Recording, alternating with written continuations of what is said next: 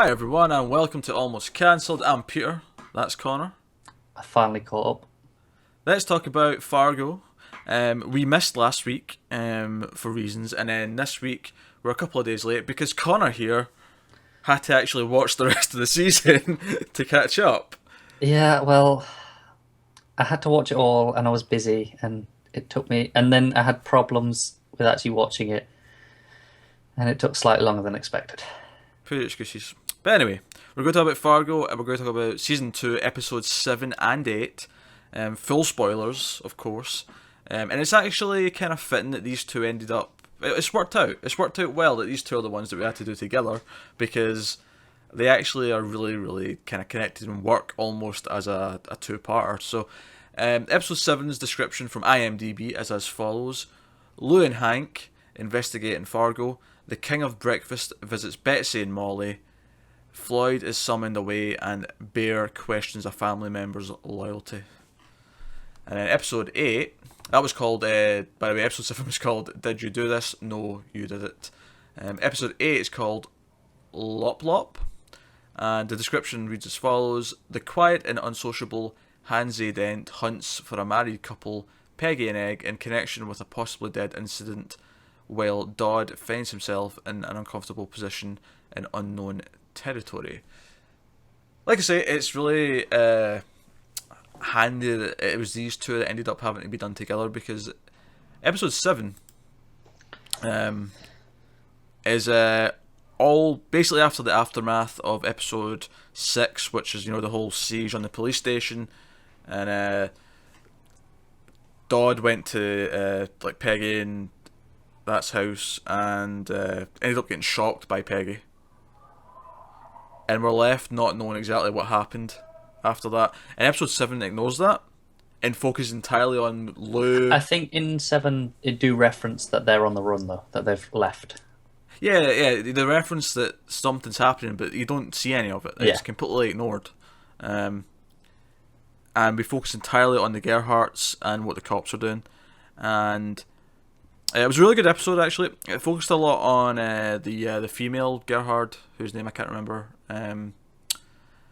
She, who had been sleeping with Mike Milligan, The daughter. the daughter, yeah. Yeah.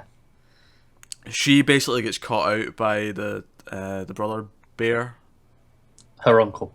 Yes, not her brother. The one Yeah, of the yeah. brothers, the main brothers. Yeah. Right.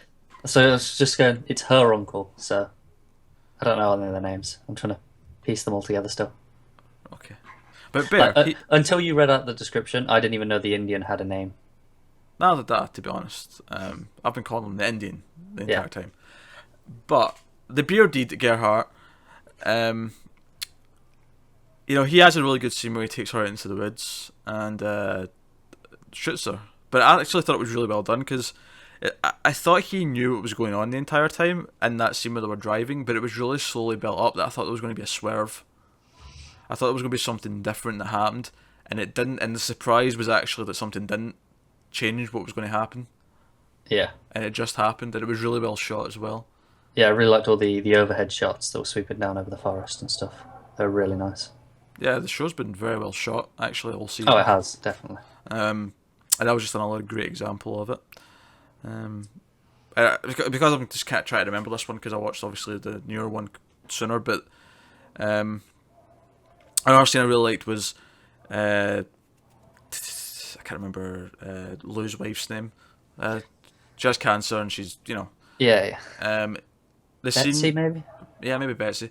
Her scene with Nick Offerman's character, the King of Breakfast, as it were. I actually really liked that scene because it was kind of like her, make sure he's okay because I'm probably going to die. Yeah. Yeah, it was pretty grim. Yeah, and apologies for the background noise, folks. Connor's apparently living in a really rough part of Leeds tonight. Yeah, I don't know what's going on. Just it's out of my control. Sorry. Yeah, it's not even inside the building; it's outside. Yeah. It's crazy. There's Gerhardt's outside his building, looking to shut up. Feels the place. that way. Yeah. I really liked that scene. I thought that was really good. And of course it has the cops, try to figure things out, and it was a really good episode, and it was those were the standout scenes to me that really stuck out as being interesting. But of course, it hints throughout, because we get that character who we've not met before, who's like with the bearded brother. He's came from one of the other crime families to help. Yeah. Yeah. And that was really interesting. Because well, of course, all that's going on. The mother character, she's in the police station. And she's striking the deal, isn't she? She strikes the deal. She's striking the deal. I did like that line where the police is like, we'll give him immunity, but not for any capital crimes. And she's like, what's that? And she goes, oh well, murder. And she goes, what's the point in the deal if it doesn't include murder? It's like, well, it includes that everything that's happened so far. Like it makes that clear. Yeah. But they're not like kill again. If they kill again, then we're taking them. That episode actually also had one of the funniest lines in the entire show for me. It's when Lou turns round to that cop from the other city and just finally says, "You're a shit cop," you know that? Yeah, that was great.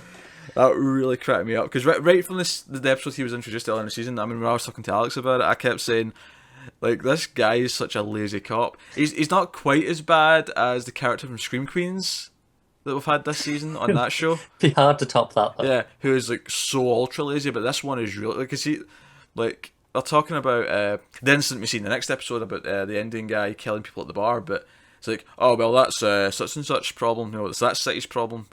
Even the first time you see him, it's the bit where he goes to visit the compound and he kind of just gives over his gun. Fine, he's like, yeah, whatever, who cares? Yeah, he's just a little weasel who doesn't care. Yeah. No, I really like that scene, because that had been building up for and then you have the older cop there as well. He's just kind of nodding along, like, yeah, you're a bit shit. And then of course the end of the, so we get the hints throughout that they keep getting a phone call. Like the bearded brother keeps getting the phone call that he keeps refusing to take, that someone's got Dodd, or someone knows where Dodd is, and they keep building up to it. Actually, before I go on, I should also like to stand off when Lou and that show up at the funeral. Mike Gilligan's place, but just before the girl leaves. Yeah. I like that. And the shit cop gets needing the nuts because he's an idiot. But nah, because then it gets to the end and we get this, like, he gets the phone call that feels really random. In fact, actually, that scene, even before the phone call, where he just straight up kills the dudes. Yeah, because it's like the bosses of this crime family are like, you've failed. You've failed. We're sending the Undertaker. I was expecting, the wrestler to show up and be like, rest in peace, sons of bitches. And Mike Milligan and like the remaining kitchen brother, like just take out all of them. Like, and that's that really one shot from overhead that has the whole thing. And it was like, that was really badass. That was really well choreographed. I like that. But he gets a phone call from Ned. Is it Ned? I think it's Ned. Ed. Is it Ed? Right. So he gets a phone call from Ed. And that's like, oh shit. It's like, that's what's happened. They've got him. And so naturally, this week's episode 8, was entirely from their point of view. It goes back to just after, like, when Ed gets back to the house after the events of episode 6. Yes. And they take Dodd with them. And this was actually probably one of the funniest episodes of the show for me, because everything with Peggy and Dodd together, when she's like stabbing him for being rude. It's gold. That was so great. Cracking me up something awful. It's the way, like, especially in that accent as well. It kind of comes off as more over the top than we're used to seeing in general American TV, because you're going to get more neutral, like New York sort of accents, like toned down a bit. They're quite played up in this show, so it just sounds that little bit more ridiculous when she's giving the speeches. Yeah, I mean, the accent makes it feel very surreal, which is weird because it's a real place and it's a real accent. It is. So, it's just you're not used to seeing it on TV. Yeah, you're not. You're really not. And so that stuff was great, really funny. There was a lot of good stuff with him, like sitting in the chair and like being terrified of her. Like, even though you can tell he's trying to get out of the situation, when he comes back from the first like attempt at phoning the family, and he's like, she's crazy, man. Like I believe him. He's scared of her. Yeah.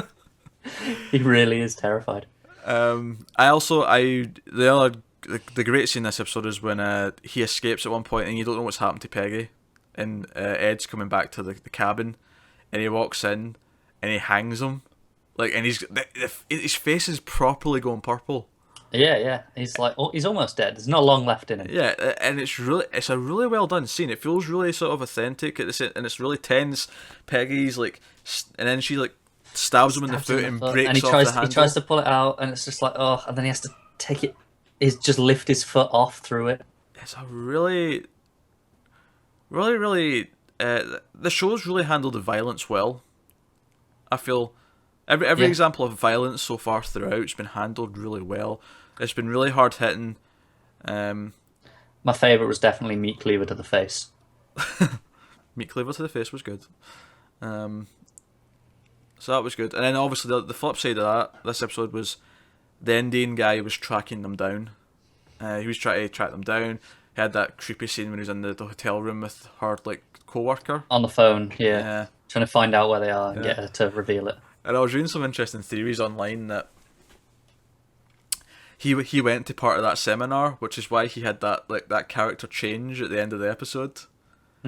He was learning to be himself, which is why he finally like killed Dodd for some reason. Which came out of like I knew he was going to do it. Like the way the way it was shot, the way that they were all speaking, was the only way it was going to go down. Yeah, the way it was building at that point, it was like he's going to shoot him. I don't know why he's going to shoot him, but I'm sure he's going to shoot him.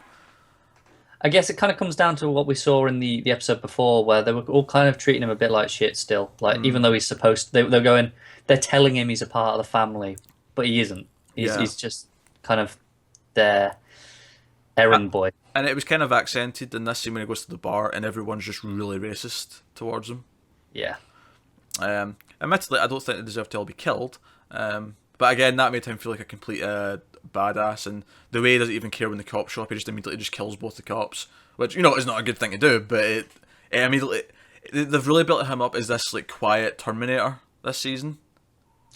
Yeah, like he can find anyone and like he's unstoppable when he's tasked with the job. Yeah, he walks through that scene like he's a goddamn Terminator. So yeah, and then at the end he's like, I want a haircut. Can you give me a haircut? And that's basically the end of the episode, because we found out in the last episode, we knew that Lou and the sheriff, Ted Danson, knew roughly where they were. Yeah. And they were on their way. So we knew it was only a matter of time. Yeah, so they show up at the end, and it's actually much to the show's credit that all of this, despite the fact that what we knew from the last episode, none of it felt like, oh, we're just treading water here. Like, everything none of it felt filler. All of it was all... The only time it maybe felt a little bit odd was when it zoomed into the TV and we got like a good minute of the black and white movie. See, I thought that, but then you kind of get lost because it goes on so long. You kind of get lost in this black and white movie. Well, that was the point, because the whole point was Peggy wasn't paying attention, and exactly, that's how... and it kind of works because you get so focused on that as well that you kind of forget that he's in the chair. Yeah. Alright, so this was another fantastic episode. That was 2 great episodes, actually, because we'll talk about both of them. Yeah, definitely. And 6 was fantastic as well. And I thought the first half of the season was great, but like these last 3 have been... Yeah, I watched the first 4 in over 2 days, and I was able to take them quite spaced out, and it was fine. And then 5 was like a big step up, and then 6 onwards, it's like, yeah, I'm just going to watch these now. It's been quality since the start. My only disappointment of these last 3 is... Oh, actually, there was a revelation from the previous episode we need to talk about. Is... other than what I'm about to talk about maybe being connected to it, but there's been a few episodes since we got a proper reference to the aliens or UFOs which were spotted in the pilot. Not the pilot, because it's season 2, but the first episode. So Betsy goes into her dad's house to feed his cat, and finds a room that is covered in symbols and weird notes, and I have no idea where this is going. And if you notice, some of the symbols have like English words under them, like they're trying to translate them as well. I have no idea. I don't understand. How do they fit in? I have to assume it connects to the alien stuff, but I have no idea where it's going. No, I just want to point out, I only started watching this 3-4 days ago, and about a week ago, I always knew I wanted to watch it because I was interested and I'd heard the good things, and I knew it was like a crime drama and whatever. And then Peter and someone else was talking, and they randomly mentioned, "Oh, I can't wait to see how the aliens tie in." I was just like, "What? Aliens? What's going on here?" Yeah, by the way, no spoilers for season 1, but there's no aliens in it. Like, there's no UFOs in season 1. So this is really fascinating, and I don't think it's going to play a huge part in it. Like, I don't think, like, it's still going to be what Fargo is, but I'm I really was just all of a curious. sudden, I was like, "Wait, what? There was an alien thing? What is going on in this show?" And I just, like, when she opened that door, I was like, I was expecting there to be like a bad guy or something in the house, you know, because of the way it was building the tension, and I was thinking maybe one of the Gerhardts has went to the sheriff's house for him rather than her, but she's going to get caught up in it. And then she opens the door, and it was a good reveal because I had like You didn't expect it. no, it was so unexpected. So credit to Fargo. Fargo's been great this season. We have 2 more episodes left. I'm expecting great things. So we'll be back at our usual review time for this next week, probably. Maybe even a bit quicker, actually. So, yeah. That's been Fargo for this week.